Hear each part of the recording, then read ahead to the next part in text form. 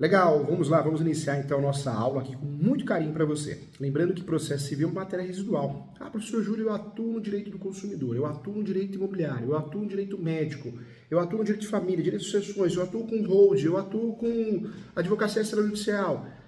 Precisa conhecer processo civil. O advogado ou advogada que não conhece processo civil não advoga bem, não consegue advogar, não sabe fazer audiência, não sabe as regras do jogo. E a mesma coisa para concurso público.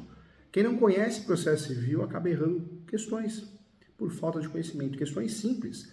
E o processo civil é residual em relação a outras matérias também. Então, eu peço a você muita atenção, respeite muito a matéria processo civil, porque é a receita do bolo. É a receita do bolo, como nós vamos fazer as coisas dentro do Poder Judiciário. Tá? Então, é muito importante conhecer esse assunto. Vamos lá, vamos juntos aqui. Então, vamos lá. Fazendo um estudo, então, de jurisdição, eu quero que você entenda que jurisdição, de fato, nós podemos entender que jurisdição, a parcela do poder conferida aos órgãos do Poder Judiciário, dizer o direito é jurisdição. Ou seja, julgar os conflitos trazidos pelas partes, com a possibilidade de imposição coercitiva para que haja o cumprimento das decisões proferidas, execuções das sentenças, por exemplo, tá bom? A jurisdição, gente, como regra geral, ela pode ser contenciosa, ou seja, tem briga, litígio, não tem advogado que coloca no cartão? Advocacia contenciosa, é briga, litígio, porrada, né? Tem réu. Quando eu advogo no contencioso, sempre tem réu. E eu vou buscar no contencioso a resposta, quem tem razão. Existe uma citação do réu para que ele possa se defender. Então, a advocacia pode ser jurisdição contenciosa, alguns chamam também de litigiosa, está correto também, mas judicial ela é, né? Vamos usar o termo judicial.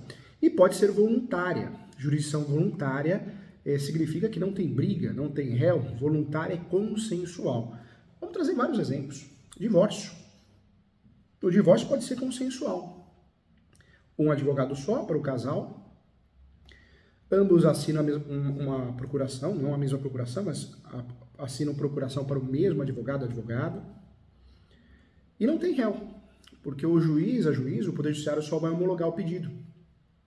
A partilha de bens, talvez pensão alimentícia, o fato de voltar a usar o nome de solteiro ou solteira, lembrando que o homem também pode passar a utilizar o sobrenome da mulher. Então, a jurisdição voluntária não tem briga, não tem citação.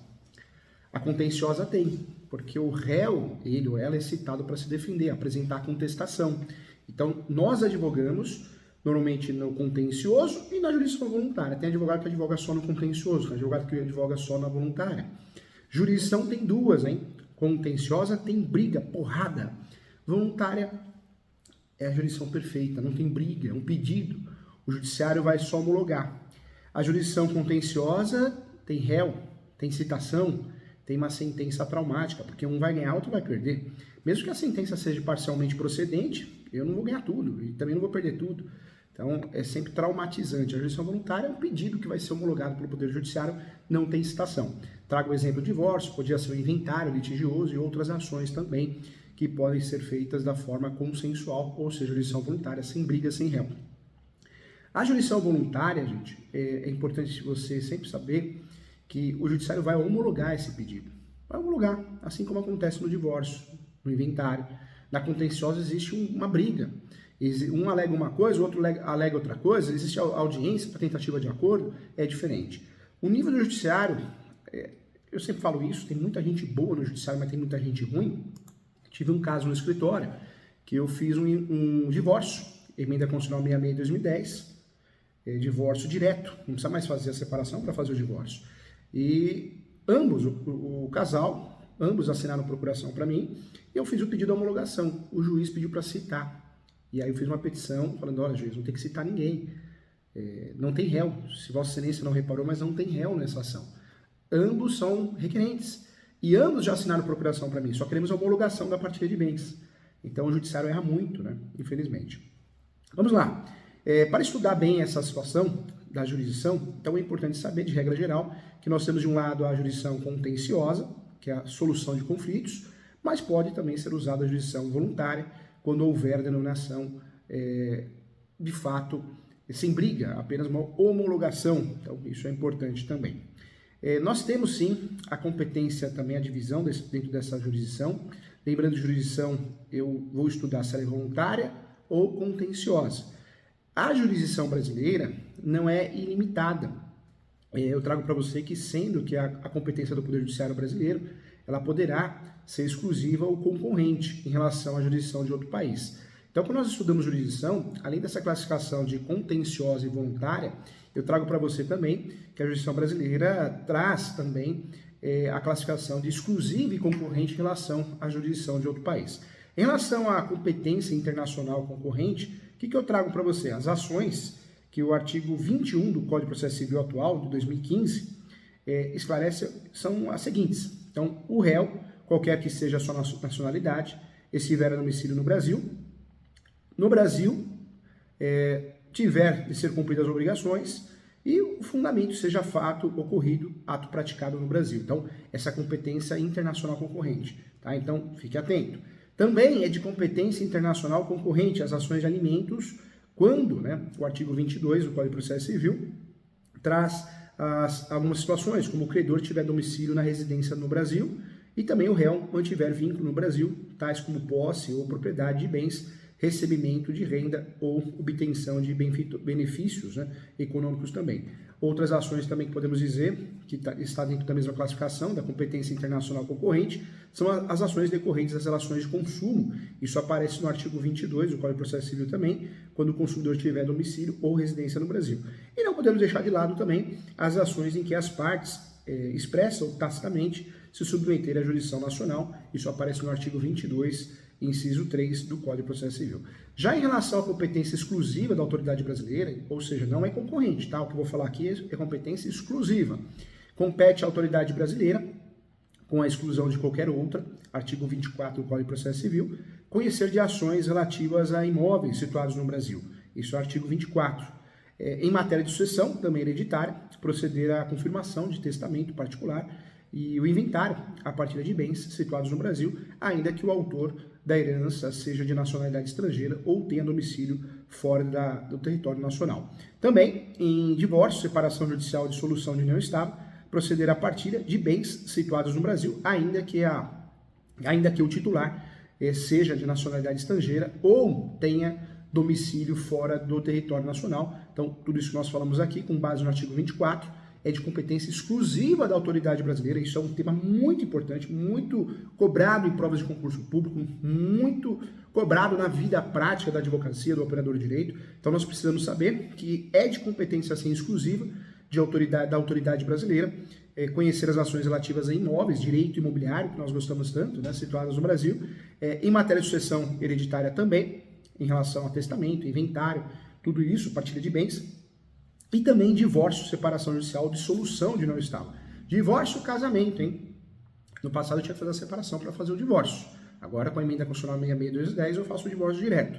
Dissolução de união estável, existe uma união estável que eu fiz no cartório, então eu quero o fim dela, como se fosse o divórcio, é dissolução. Se essa união estável é irregular, eu faço o quê? Uma ação de reconhecimento de união estável para depois pedir a dissolução, ok? Legal. Vamos lá. Estudando aqui a competência, hein? Trazendo para você a competência, isso é importante também. Eu trago para você aqui a competência, quando nós falamos da competência, a competência da medida de jurisdição, ou seja, representa a parcela do poder concedido a cada órgão do Poder Judiciário para o exercício da jurisdição. De acordo com o artigo 43 do Código de Processo Civil, determina-se que a competência ela existe no momento do registro, apenas uma vara, ou a da distribuição da petição inicial.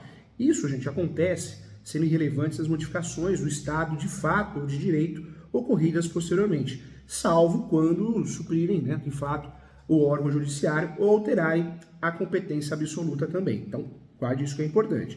De acordo com o Código de 73, as regras sobre a prevenção seriam diferentes caso os juízes fossem da mesma comarca, subseção judiciária, ou comarcas ou subseções diferentes. Na primeira hipótese, seria prevento o juiz que despachou em primeiro grau. Isso aparece lá no artigo 106, do Código de Processo Civil, mas de 1973, ao passo que na segunda hipótese, a citação válida, que tomava prevento o juízo, o artigo 219 do Código de Processo Civil de 73, naquela época, com o novo Código de Processo Civil, que tudo mudou, mudou a forma de interpretação. Agora não há mais essa divisão entre juízos de comarcas diferentes ou iguais. ou também juízos preventos, que será aquela perante o qual se deu o registro à distribuição da petição inicial. Então, ponto importante também, tá? Vamos lá. Eu trago para você também que, diante disso, a partir do registro ou distribuição, ocorre a perpetuação, né, da jurisdição, de modo que a competência não pode ser mais alterada, salvo no mesmo caso de supressão do órgão judiciário ou também de alteração da competência absoluta. Então, também é importante. A competência, gente, a classificação, ela tem a sua classificação, e nós vamos trazer as duas classificações mais importantes dentro da doutrina, é a competência absoluta e relativa. Tá? São classificações que nos interessam muito a respeito de competência. Enquanto a primeira é fixada em razão do interesse público, que é a competência absoluta, não podendo ser alterada pela vontade das partes, sendo reconhecível de ofício pelo juiz a qualquer tempo, a segunda, que é a competência relativa, está relacionada a interesses privados e pode ser modificada pela vontade das partes. Dentro desse estudo, o que eu quero trazer para você? Competência absoluta, ela é fixada em razão da matéria, da pessoa ou função, também do interesse público. A competência absoluta também é fixada, ela é alegada como questão preliminar em contestação ou em qualquer tempo e grau de jurisdição. E pode sim ser conhecida de ofício. Outro detalhe importante da competência absoluta, gente, é a declaração da incompetência absoluta, né? Que implica, sim, na remessa do processo ao juízo competente e poderá gerar anulação dos atos decisórios. Também é importante aqui trazer para você que inderrogável por convenção das partes, também, hein? E ela é alegada em preliminar de contestação ou simples petição nos autos, a competência absoluta. Totalmente diferente da classificação da competência relativa no processo, na advocacia, né, no uso do Poder Judiciário. Porque a competência relativa ela é fixada com base no valor e no território. Valor da causa, 292, e no território. Também interesse público, é a grande diferença da competência absoluta, porque na competência relativa não é interesse público, interessa o interesse privado. Então, a grande diferença da competência absoluta para a competência relativa, podemos dizer assim que na competência absoluta o interesse é público, na competência relativa o interesse é privado. Outra mudança também, que ocorre de uma para outra, é que na competência relativa, alegada como questão preliminar, em contestação, sob pena de prorrogação da competência. Lá na competência absoluta, pode ser conhecida de ofício, já na competência relativa não pode ser conhecida de ofício. Olha como é diferente. Na competência absoluta também, a declaração de competência absoluta implica a remessa do processo ao juízo competente e poderá gerar anulação dos atos decisórios. Já na competência relativa, o reconhecimento da incompetência relativa não implica anulação dos atos decisórios. Outro ponto importante, admite foro de eleição a competência relativa. E isso é muito utilizado no Brasil nos contratos, vários contratos de locação, contratos imobiliários, né? Eu escolho o foro que eu quero utilizar. Observação, antes da citação, a cláusula de eleição do foro, se abusiva, pode ser reputada ineficaz de ofício pelo juiz, que determinará sim a remessa dos autos ao juízo do foro ou domicílio do réu, tá? Isso é importante. Citado, incumbe ao réu alegar a abusividade da cláusula de eleição de foro na contestação sob pena de preclusão, artigo 63. E também, se o réu não alegar a incompetência relativa, ocorrerá a prorrogação da competência, ou seja, o juízo, até então relativamente incompetente, passará a ser competente para julgar a lide. Então, também importante. Uma dica importante que o professor traz para vocês aqui, hein? De acordo com o Código de Processo Civil atual, a declaração de competência absoluta não possui como efeito imediato a nulidade, hein, gente?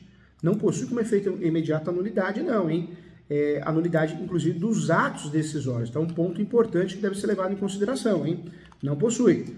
Outro ponto também que eu quero trazer para você aqui, já que dependerá de decisão expressa do juízo competente, além disso, também a competência relativa quanto a absoluta devem ser alegadas em preliminar de contestação, ou seja, com um novo CPC. Com o novo CPC não há mais a figura da exceção de competência, tá bom? Então, isso é importante também. Eu quero trazer para você também, permite-se ainda a classificação de competência em originária e derivada. Também é uma classificação também importante que nos interessa também. Interessa para o mundo jurídico, para o operador de direito. Quando a primeira está relacionada à competência para apreciação e julgamento da causa em primeira instância, geralmente atribuída aos juízes singulares, né, que são juiz profere decisões, sentença, embora haja casos em que a competência originária é do tribunal, nós temos isso na advocacia, nós temos isso no processo civil, como a grande hipótese, né? Como na hipótese do julgamento da ação rescisória, que eu já começo em segundo grau, essa é uma realidade, a competência derivada, ela respeita a competência para o julgamento de recursos, normalmente atribuído aos tribunais. Então nós temos a competência originária e a competência derivada, é uma classificação importante. O Código de Processo Civil estabelece alguns casos que importam dentro da prática jurídica, casos importantes de fixação de fato de competência pelo critério territorial. Em regra, a competência relativa, ou seja, né, identifica o território onde a causa será julgada, e isso fica fácil de entender diante de uma classificação mais ou menos assim. Vamos classificar espécies de ação, competência e observações. Vamos trazer aqui dentro dessas espécies de ações, ações fundadas em direito pessoal ou em direito real, sobre bens imóveis, artigo 46 do Código de Processo Civil, direito imobiliário, né? Competência, em regra, o foro do domicílio do réu, ok? Então, a competência. Nós temos aí vínculo ao imóvel, eu vou no fórum mais próximo ao imóvel. Observações, tendo mais de um domicílio, o réu será demandado no foro de qualquer um deles, então é uma regra geral. Sendo incerto ou desconhecido o domicílio do réu, muitas ações nós usamos isso, né? Local incerto e não sabido. Podemos fazer isso. Ah, professor Júlio, toda ação tem réu. Não tem, não. Não tem réu as ações de jurisdição voluntária e não tem réu as ações que eu não conheço o réu, então eu vou usar réu desconhecido. Eu posso fazer isso. Muito advogado, advogada, muito operador de direito deixa de usufruir por falta de conhecimento nesse sentido. Voltando aqui, uma observação importante dentro da espécie de ação e competência, quando o réu está em um local incerto e não sabido ou desconhecido, o domicílio do réu poderá ser demandada onde for encontrado ou no foro domicílio do autor, tá? Essa é uma regra importante também. Importante para a advocacia, importante para concurso público. Quando o réu não tiver domicílio também ou residência no Brasil, a ação será proposta fora do domicílio do autor, e se esse também residir fora do Brasil, a ação será proposta em qualquer fórum, também importante. Outra dica importante, sendo de fato havendo, né, 2 ou mais réus com diferentes domicílios, serão demandados no foro de qualquer um deles à escolha do autor, tá? Então isso é importante. Vamos lá. Diante da espécie de ação, eu quero trazer para você que na execução fiscal, artigo 46 e também artigo 46, parágrafo 5º do Código de Processo Civil. Competente é o foro do domicílio do réu ou de sua residência ou do lugar onde for encontrado, também é importante. Já nas ações fundadas em direito real sobre imóveis, a competência, né, é competente o foro de situação da coisa. O autor pode optar pelo foro do domicílio do réu ou pelo foro de eleição, algumas exceções, a locação, acho uma boa exceção, se o litígio não cair sobre direitos de propriedade, vizinhança, servidão, divisão e demarcação de terras e também denunciação de obra nova, tá? Isso, um grande exemplo nós temos é a locação, né? Muita gente usa o foro de eleição. As ações possessórias, a possessória imobiliária, será proposta em domicílio da situação da coisa também, cujo juízo tem competência absoluta, então também isso é importante. Já inventário, partilha de bens, arrecadação, cumprimento das disposições de última vontade, impugnação, né, impugnação ou anulação de partilha extrajudicial e todas as ações em que o espólio for réu, ainda que o óbito tenha ocorrido no estrangeiro, artigo 48 do Código de Processo Civil, competente o foro de domicílio do autor da herança no Brasil, ok? Se o autor da herança não possuía domicílio certo, é competente o foro da situação dos bens imóveis e não, de fato, né, uma outra orientação também que o próprio artigo nos dá, é o foro de situações dos bens imóveis, além dessa classificação, também havendo bens imóveis em foros diferentes, qualquer um desses serve também. E não havendo bens imóveis, o foro do local de qualquer dos bens do espólio, também uma regra importante também, que merece atenção especial. E dentro dessas classificações, ainda é importante falar as ações em que o ausente for réu, né? Isso aparece no artigo 49, foro do último domicílio do ausente, que também é competente para a arrecadação, o inventário, a partir do cumprimento das disposições testamentárias, tá? A ação em que o incapaz for réu, artigo 50, a regra é foro do domicílio do representante ou assistente. Lembrando que menos de 16 anos, ele pode comprar, pode assinar contrato, pode processar, pode, mas vai ser representado. 16 ou 18 vai ser assistido pelo pai, a mãe ou representante legal, ok? Outra ação que nos interessa muito também é a ação em que seja autora a união, artigo 51 do Código de Processo Civil, o foro do domicílio do réu, tá? Essa é a regra. Se a união for a demandada, a ação poderá ser proposta no foro do domicílio do autor, na ocorrência de fato do ato ou fato que originou a demanda, em tal situação, a coisa, ou no Distrito Federal, também a exceção. Ação que seja autor Estado ou Distrito Federal, foro também de domicílio do réu, também a regra, hein? Ação de divórcio, divórcio, dia a dia de direito de família, ação de divórcio, separação, anulação de casamento, reconhecimento de não estável, artigo 53, inciso 1º do Código atual, o foro do domicílio do guardião do filho incapaz, é a regra do jogo, é a regra de competência. Também o foro do último domicílio do casal, caso não haja filhos, tá? onde residiu o casal. Foro de domicílio também do réu, se nenhuma das partes residir no antigo domicílio do casal, também a regra. E o foro do domicílio da vítima de violência doméstica e familiar nos termos da Lei Maria da Penha. Isso é importante também, tá? Então, existe essa classificação no foro do domicílio da mulher, se existe violência doméstica. Em relação a outro tipo de ação também, eu queria falar aqui de competência das ações em que se pedem alimentos. Artigo 53 do Código de Processo Civil também. É o foro de domicílio ou residência do alimentado. Essa é a regra, porque ele é a parte mais frágil dessa relação. Em relação à ação em que for ré, pessoa jurídica, artigo 53, inciso 3º, sempre nós vamos guardar que é o foro do local onde está a sua sede. E aí a observação que eu trago para você, quando as obrigações que a pessoa jurídica contraiu, a ação pode ser proposta no foro onde se acha a agência ou sucursal, tá? Em relação à ação que for ré, a sociedade ou associação, sempre personalidade jurídica, eu trago para você o foro do local onde exerce suas atividades também, tá bom? Em relação à ação que verse sobre o direito previsto no Estatuto do Idoso, o foro da residência do idoso. Mais uma classificação importante que nos interessa, na ação de reparação de dano, perdas e danos, ou em que for réu, o administrador ou gestor de negócios alheios, foro do lugar do ato ou do fato, tá?